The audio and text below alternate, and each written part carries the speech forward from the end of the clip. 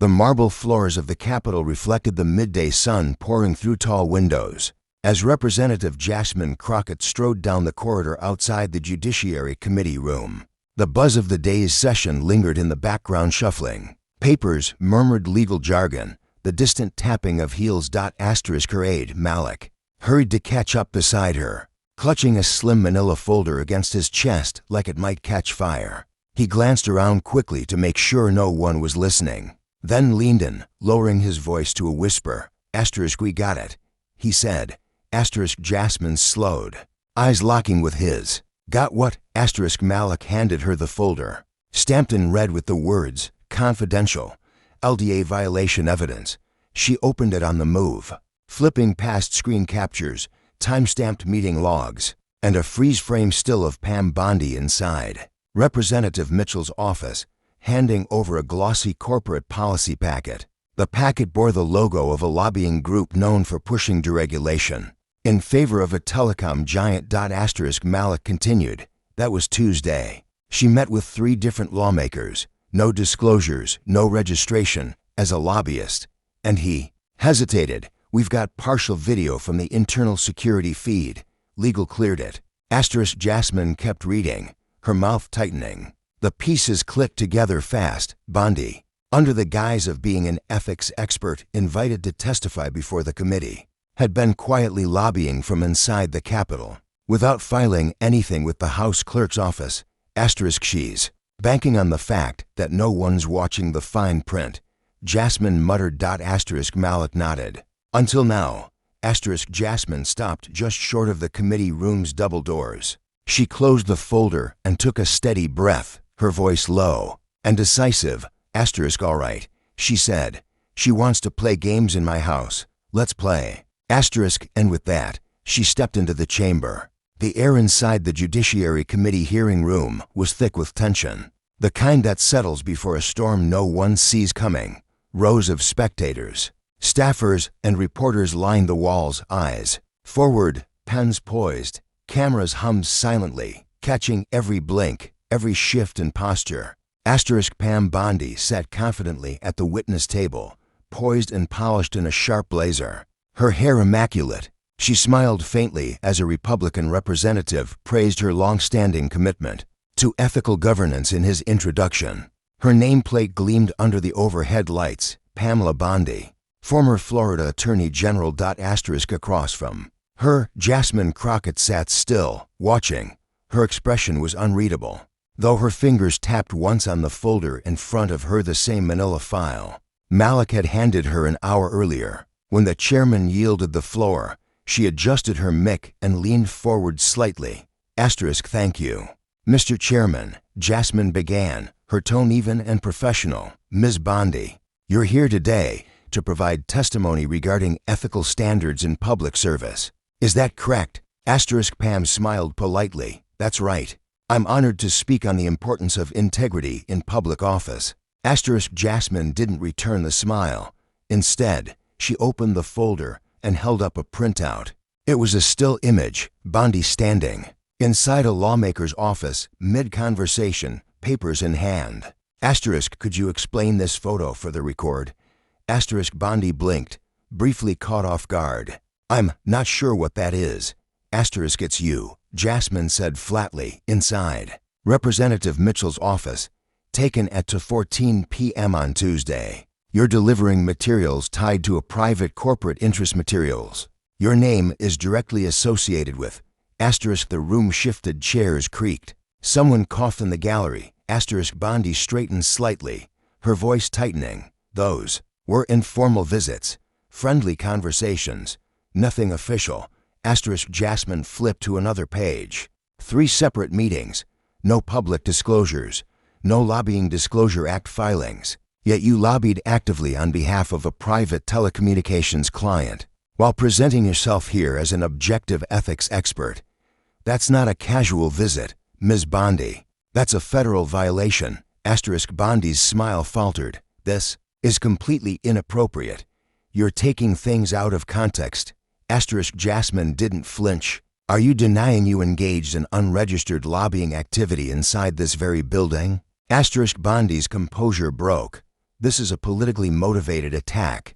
I will not be interrogated by someone who clearly doesn't understand. Jasmine. Cut in, calm but sharp. No, Ms. Bondi, you don't get to pivot this. I understand the law. That's why I'm sitting on this side of the table. You, however, have some explaining to do. The room went silent. Not a shuffle, not a whisper. Even the cameras seemed to pause. Bondi looked around, as if searching for a lifeline. None came. And Jasmine sat back in her chair, folding her hands. She didn't need to say anything else. The damage was already done. Pam Bondi burst through the double doors of the committee chamber, her heels clicking hard against the marble as she stormed into the hallway. Cameras and reporters waiting outside snapped to attention, like sharks sensing blood in the water. Her face was flushed, her breath quick and shallow, jaw tight with fury. Behind her, aides scrambled to keep up, whispering frantically into phones, trying to block reporters from closing in. What's your response to Representative Crockett's allegations? One journalist called out. Do you deny the evidence she presented? Shouted another. Bondi spun to face them, eyes flashing. This is a complete ambush. It's a political hit job orchestrated by a radical partisan who wants to make a name for herself. None of this is real, none of it. The press leaned in further, emboldened by the outburst. Microphones hovered inches from her face. One reporter from Politico stepped forward. Ms. Bondi, the documents show at least 3 unregistered meetings. Those are serious violations of the Lobbying Disclosure Act. Are you saying the footage is fake? Bondi's voice rose, almost trembling. I never lobbied. I was having conversations, that's it. I'm being persecuted for talking to colleagues. It's disgusting. This is what happens when you let people with zero respect for civility run wild in Congress. At that moment, Jasmine Crockett emerged from the hearing room, walking calmly down the hallway with a few staffers in tow. Her expression was composed, stern, but cool. She didn't look directly at Bondi, but her presence immediately shifted the energy in the corridor. The crowd of reporters instinctively turned toward her. Cameras pivoted, microphones stretched out. One reporter shouted, Congresswoman Crockett, what's your response to Ms. Bondi's claim that this is a political stunt? Jasmine didn't break stride. Without even glancing toward Bondi, she said clearly and without emotion, when you have facts, it's not a stunt, it's accountability. Bondi whirled toward her, pointing angrily. You're twisting the law to attack me. You don't even understand how this system works. That made Jasmine stop. She turned just for a second and looked Bondi directly in the eye. I understand the law just fine, she said quietly. That's why I'm not the one breaking it. A hush fell again, deeper than the one in the hearing room. Bondi's mouth opened slightly, but nothing came out.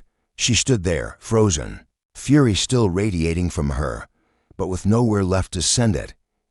Jasmine turned back, nodded once to her aide, and continued down the hall, disappearing into the crowd of reporters and staffers as the storm she had unleashed settled into a stunned silence. The morning after the explosive hearing, every major news network was running the footage on a loop. Screens across the country lit up with clips of Jasmine Crockett calmly confronting Pam Bondi, and then of Bondi unraveling under the pressure.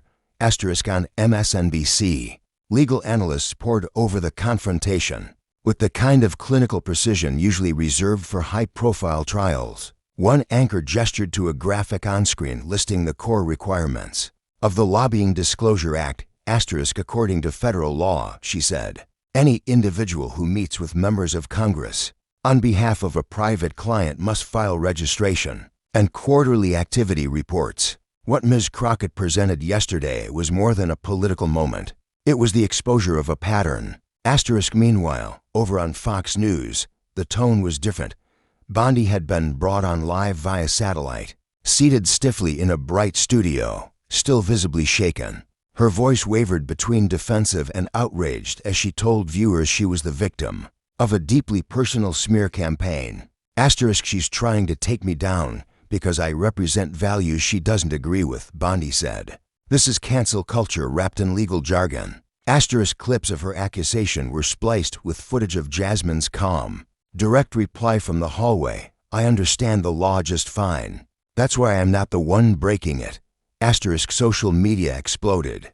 Hashtags like hashtag Bondi Meltdown, hashtag Jasmine owns Congress, and hashtag Lobbygate trended for hours. Memes spread like wildfire. Bondi mid-scream, overlaid with captions like when you realize the cameras are still rolling. Asterisk in the midst of the media frenzy, the House Ethics Committee quietly issued a press release by early afternoon. A formal inquiry had been opened into Pam Bondi's activities, including potential violations of the Lobbying Disclosure Act and whether she had misrepresented her role during her testimony.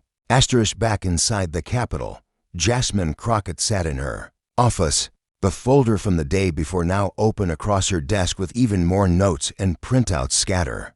Around it. The energy in the room was focused, hushed, the way a war room feels right before the second wave of battle. Asterisk Malik stepped in with a tablet in hand, looking hesitant. We just got word Bondi's legal team reached out. They're floating a deal, some kind of settlement. Low profile, quiet. Asterisk Jasmine didn't look up right away. She made one final note in the margin of a document, then set her pen down and leaned back in her chair.